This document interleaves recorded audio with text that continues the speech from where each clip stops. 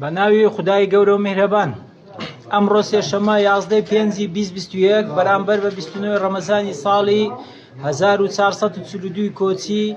لیژنەی باڵای بینینی مانگ لە وەزارەتی ئەوقاف و کاروباری ئاینی بە مەبەستی دیاریکردنی یەکەم ڕۆژی جەژنی ڕەمەزانی پیرۆز کۆبەوە بە پشتبەستن بە بەڵگە شەرعی و زانستیەکانی بینینی مانگ و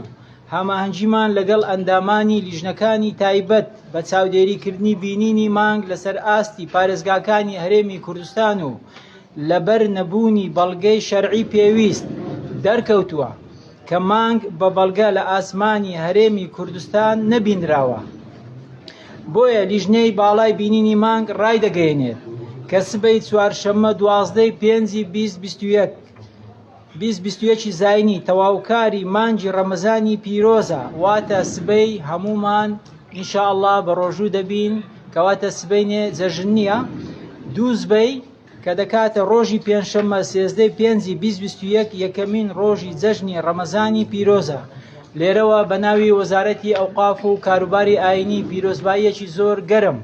لە هەموو مسلمانانی کوردستان و جیهان دەکەین. ئومێدەوارین خوای گەورە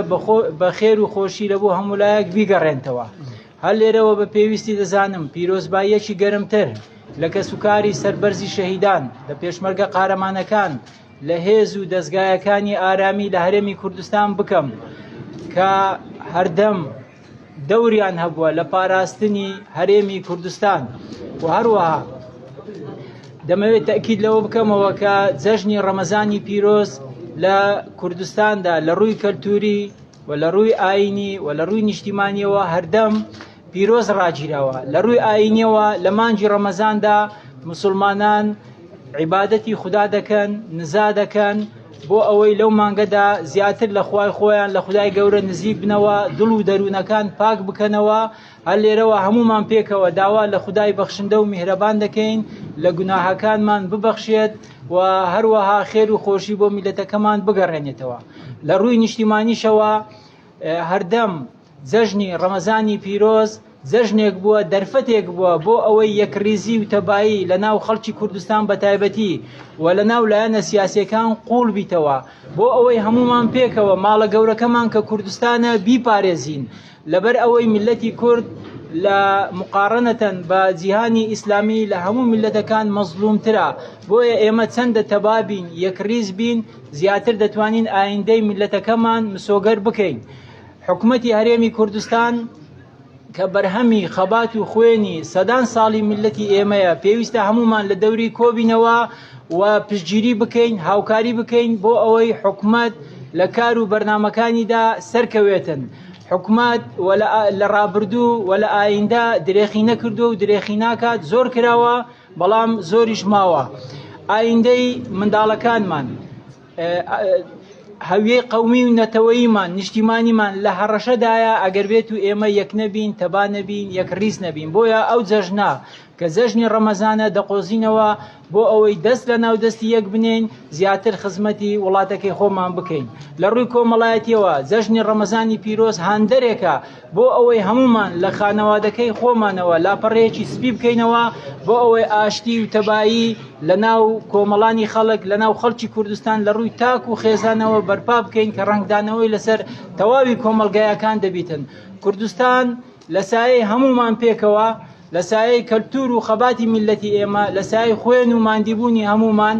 لە سایەی ئەو تەسامحە گەورەیە کە هەیە، پێکەوە ژیانی ئاینی و نەتەوەیی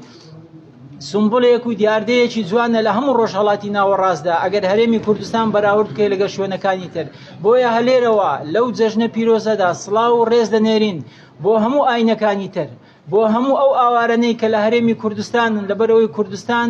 شوێنی حەوانەوەی ئەو هەموو نەتەوانەیە، ئەو هەموو ئاینانەیە کە لە کاتی لێقەومان ڕوو لە هەرێمی کوردستان دەکەن. لە کۆتاییدا بە پێویستی دەزانم بە ناوی وەزارەت و بە ناوی یەکێتی زانایان زۆر سوپاسی یەکە مامۆستایانی بەڕێز و خۆشەویست بکەم کە هەردەم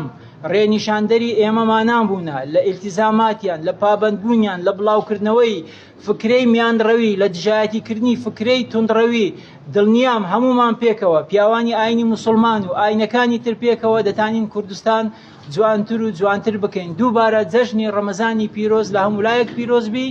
ئاسۆ گەشە قەیرانەکان تێدەپەڕن سەرکەوتن بۆ هەموو لایەک زۆر سپاس جەنابی وەزیر یارسەن لە تۆڕی هاواڵی ژیان وڵایەک پرسیارمەیە دەربارەی ئەو فتوانەی لە هەرێمی کوردستان لەلایەن مەلاکانەوە دەردەکرێت بە تایبەتی ئەو فتوای کە عەبدوڵەتیف سەلەفی مامۆستا عەبدوڵەتیف سەلەفی دەری کرد بوو ئێوە قسەی چێ لەسەر ئەم فتوانەی دەردەکرێت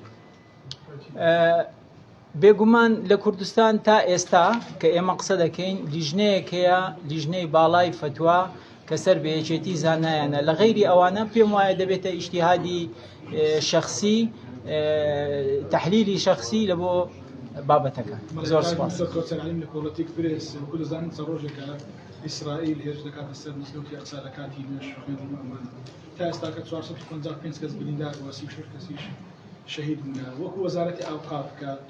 دەستگایەکی فەرمی حکوومەتی هەرێمی کوردستانە بۆچی تا ئێستا بەیاننامەی ئیدارەکە نییە وڵاهی کاکە ئێمە وەکو وەزارەتی ئەوقاف بە پێی یاسا ئیسوکارەکانی ئێمە دیارە لە چوارچێوەی کوردستانە یعنی ئەمانە وەزارەتی خارجیینە کە بتوانین بۆیە لە چوارچێوەی اختصاصی خۆمان ئێمە کار دەکەین زۆر سپاس